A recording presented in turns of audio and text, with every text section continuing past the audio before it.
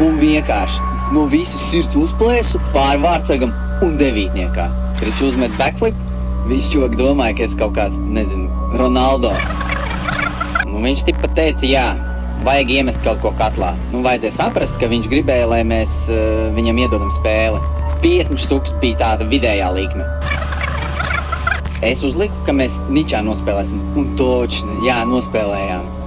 Mūsējies kaut kāds tur 5 minūtes pirms beigām pa pārlikni ielika. Es domāju, labi, ka neiesit. Un atceros, braukšu uz darbu, zvanu kaut kāds numurs. Atceļu, atgriezies mājās, te no policijas zvanu. Vēl vienkārši naktī narkomāni ieved pie manas kamerā. Iziešu, piemēram, tur pēc kādiem 10 gadiem, cik es jau liels, dīrsā, un pusdzīvi vienkārši pakaļā. Skatījos pa to logu, visu dzīvi pārdomāju, visus tos sižetus, ko esmu skatījies, un domāju, vai tas ir tā vērts?